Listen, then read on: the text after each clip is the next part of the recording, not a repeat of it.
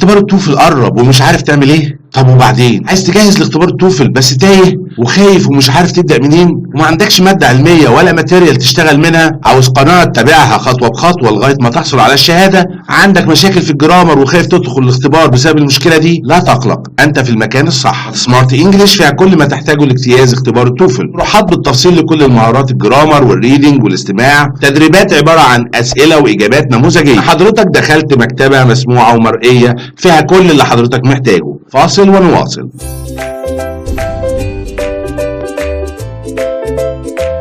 Skill number 43 distinguish subject and object pronouns. يعني بمعنى اصح بيقول لي ميز ما بين ضمائر الفاعل وضمائر المفعول. كلنا عارفين يا شباب ضمائر الفاعل I you he she it we you they زي ما انتم شايفين، وعندنا الاوبجكت me ويو وهم وهير وات واس وذم. دول ضمائر فاعل ودول ضمائر مفعول. يعني لو عندك اسم وقع في الجمله مفعول بتستبدل الاسم بالضمير بهذا الشكل، ولو عندك اسم وقع في الجمله فاعل تستبدل ايضا الاسم بضمير من الموجودين دول. تعال نطبق عملي على هذه المهاره ونشوف هل احنا قادرين على اجتيازها وهل هي صعبه ولا لا. مهاره سهله جدا، يلا بينا. بيقول exercise number 43 التمرين رقم 34 يا شباب، وعايزك تركز جدا في اللي جاي، ده مهم جدا عشان تطبق عملي على المهاره وتكتسب المهاره دي وتعتبر المهاره 44 في جيبك. يقول number 1 the worst problem with it is that he cannot afford it. بيقول ان الجمله دي correct صحيحه وضمائر الموجوده فيها صحيحه تمام. بيقول أسوأ مشكله فيها غير عاقل it صحيحه، ضمير مفعول it. is that هي ان، هي ضمير فاعل تمام. ادي الجمله الثانيه، ادي الرابطه بتاعتي conjunction وده الفاعل بتاعي هي. cannot afford ده الفيرب وده الاوبجكت it. اذا الضمائر كلها صحيحه في موقعها، فيهاش اي مشكله خالص، الجمله correct. نمبر 2 بيقول ان الجمله دي incorrect. they saw Steve and I at the movie last night after class. they saw Steve يعني هم راوا ستيف I. تعال نشوف بقى I هنا موقعها فاعل في الجمله ولا مفعول. طبعا الخطأ في I، طبعا هنستبدلها بمي. واحد يقول لي طب ليه؟ اقول له بيقول هم رأوا وقع عليهم الفعل مين؟ ستيف وانا هنا ما ينفعش احطها اي، لازم يكون ضمير مفعول من الفاعل اي زي ما شفنا المربع هيكون مي.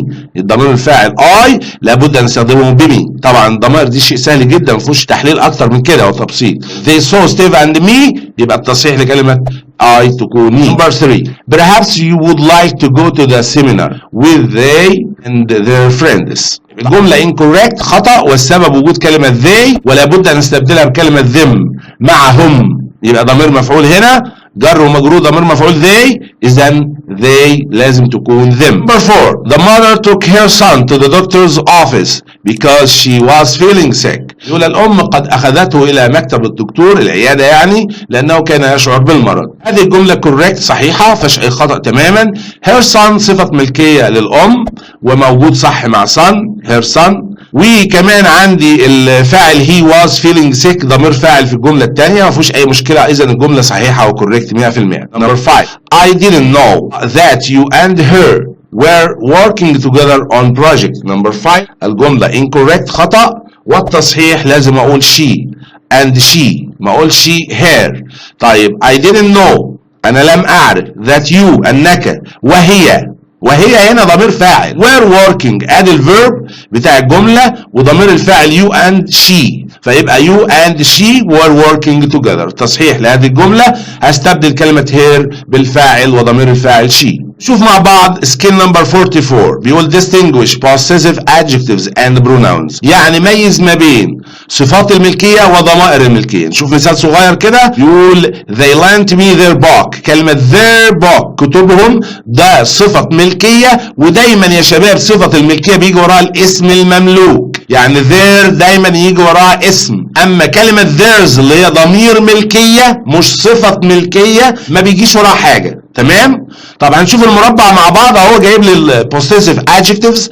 صفات الملكيه my ضمير الملكيه منها mine، your ضمير الملكيه yours، his زي ما هو، her hers، its مفيش منها ضمير ملكيه، ours theirs. معلومة مهمة جدا في المربع ده ما تفوتكش.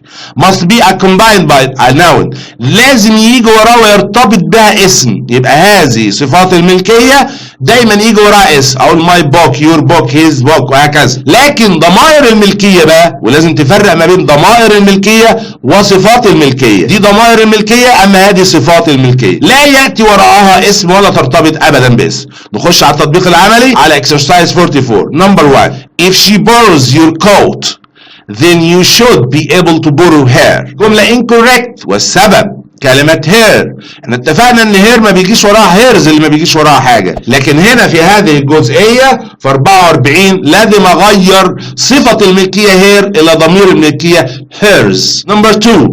each pot and pan in her kitchen has its own place on the shelf. الجملة كوريكت صحيحة، بيقول كل إناء ومقلاة في مطبخها له مكانه على الرف. تمام، جملة كوريكت مفيهاش أي مشكلة خالص، صحيحة. ضمائر الفاعل والمفعول فيها وصفات الملكية صحيحة. her kitchen يعني مطبخها، وإتس ده ضمير ملكية عائد على pots والبانز، فمفيهاش مشكلة أبدا. الجملة صحيحة 100%. Number 3. Mary and Mark invited their parents to see their new apartment. بيقول ماري ومارك دعوا آبائهم عشان يشوفوا البيت الجديد بتاعهم. الجملة incorrect والسبب وجود كلمة theirs بهذه الصيغة خطأ. طيب ليه؟ لأن ده ضمير ملكية، واحنا اتفقنا ضمائر الملكية ما بيجيش وراها حاجة، ما بيجيش وراها اسم زي parents، وطبعا الجملة فيها parents اسم، فما ينفعش نحط theirs بهذه الصيغة. طب التصحيح ايه؟ هتشيل كلمة الاس أو حرف الاس الموجود في theirs وتبقي على صفة الملكية their. number 4. when my roommate paid her half of the rent I paid mine. يقول عندما زميلي في الغرفة دفع لها نصف الإيجار أنا دفعت أيضا. الجملة كوريكت صحيحة 100%. ضمائر مظبوطة. paid her ضمير مفعول، هنا الفاعل she، يبقى هنا her يعني دفع لها half of the rent نصف الإيجار. I paid mine لو بصيت على ضمير الملكية mine وده ضمير مش صفة، ركز معايا ورجع على الجدول تاني.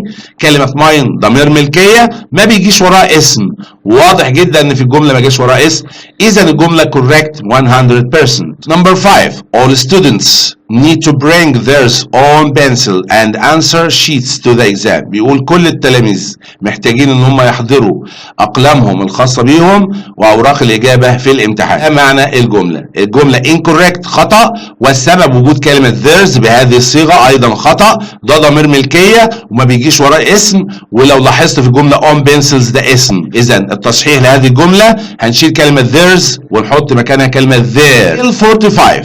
check pronoun reference for agreement.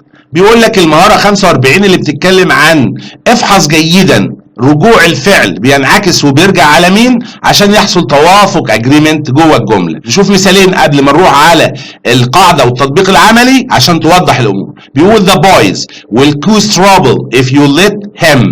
أولا الفاعل the boys جمع، تمام، يعني they، والضمير المفعول منه them. طيب ازاي يجيب لي كلمة him على اساس ان ده ضمير مفعول من الفاعل هي؟ طبعا خطأ، فاعل جمع they، فيبقى الضمير المنعكس عليه على طول them. فاقول the boys will cause trouble if you let them. تمام كده؟ هو ده قصده في الجملة، يعني بيقول لك خلي بالك من الضمير ده، هل هو منعكس على فاعل مفرد ولا جمع؟ تمام، هو ده عايز يقوله. طيب الجملة الثانية everyone كل شخص must give their name. طب everyone ده فاعل مفرد، واحنا خدنا ده في مهارة سابقة قلنا ان everyone من الكلمات اللي بتدل على المفرد. الفاعل مفرد يعني هي او she، طيب يبقى his name او her name. تمام، ما ينفعش اقول their لان their خاصة بالجمع. everyone must give his name. اوكي، تعال نروح مع بعض على المهارة والتطبيق العملي على 45. هنشوف نمبر 1 بيقول if a person really wants to succeed they must always work hard. الجملة incorrect غير صحيحة. السبب وجود كلمة they لأن لا تصح في هذا المكان. الفاعل بتاع الجملة a person يعني شخص، وطبعا شخص طبعا ما ينفعش نستخدم معاه فاعل جمع. تمام، يبقى the person he مش they. تمام. نمبر 2 بيقول ان الجملة دي correct صحيحة. If you see students from the math class, could you return their exam paper to them? لو انت شفت تلاميذ او طلاب الرياضيات حصة الرياض ممكن ترجع لهم ورق الامتحان بتاعهم. جملة صحيحة من ناحية الضمائر ما فيهاش اي مشكلة، ومن ناحية الجرامر تماما. لو بصيت على صفة الملكية there هتلاقيها عائدة على students وهي صحيحة فعلا. the students جمع، يعني لو افترضنا ان students بيساوي الضمير they فانا هستخدم there كصفة ملكية they. ايضا to give them the paper to them إليهم ده ضمير مفعول، يعني جملة جرية عبارة عن جر واسم مجرور. اسم المجرور يبقى إذا ده مفعول وبناء عليه them مفعول صحيحة في هذا المكان. Number 3. Some friends and I went to see a movie and afterwards we wrote a critic about them. بعض الأصدقاء وأنا ذهبنا لمشاهدة فيلم وبعد وهلة كتبنا نقد عن هذا الفيلم. طيب الجملة incorrect خطأ، والسبب وجود كلمة them لأن كلمة them منعكسة على كلمة movie، يعني شفنا الفيلم اللي كتبنا عنه نقد فيما بعد. عنه إذا ده ضمير مفعول لمفرد غير عاقل يبقى it وليست them. Number 4. If you have a problem, you are welcome to discuss it with me before you try to resolve them. الجملة incorrect خطأ، والسبب وجود ضمير المفعول them بهذه الصيغة. خطأ جدا، لأن لو لاحظت المعنى الجملة بيقول لو عندك مشكلة أهلا بيك في أن نناقشها مع بعض قبل أن تحاول أن تحلها. طب هنا تحلها عائدة على البروبلم ده غير عاقل، تمام، يبقى بيساوي it. طيب ازاي انا اجيب ضمير مفعول them على الجمع؟ يبقى المفروض نستبدل كلمة them بضمير المفعول it. 5. I know you had a terrible time last week but you must try to forget about it. بيقول انا اعرف انك قد حصلت على وقتا سيء ومزعج جدا الاسبوع اللي فات، ولكن يجب ان تحاول ان تنسى هذا الموقف. تمام. لو بصينا على الجمله نلاقي الجمله كوريكت صحيحه 100%، فيهاش اي مشكله خالص، والسبب وجود terrible ده طبعا singular بيساوي it. تمام. طيب ضمير المفعول اللي جاي منه about it اذا صحيح، يتناسب هنا وفي توافق ما بين التيربل وبين ات، حلت محلها غير عاقل بتساوي ات، اذا الجمله كوريكت 100%. بشكركم جدا على حسن المتابعه والمشاهده. اتمنى تتابعنا في فيديوهات كتيره جدا على قناه سمارت انجلش بتعرض محتوى مهم جدا في اختبار التوفل في ستراكشر اند ريتن اكسبريشن وغيرها من اقسام التوفل. في مثل مهم جدا بيقول actions speak louder than words، وده معناه ان الافعال ابلغ من الكلمات. يعني لو حابب تقول لحد الكلام كتير بس الفعل قليل ممكن تقول له المثل ده، تقول له actions speak louder than words. في النهايه بشكركم جدا يا شباب على حسن المتابعه، فعلا لكم منا كل احترام وتقدير. كان معكم انور الزاهي من قناه سمارت انجلش. السلام عليكم ورحمه الله وبركاته.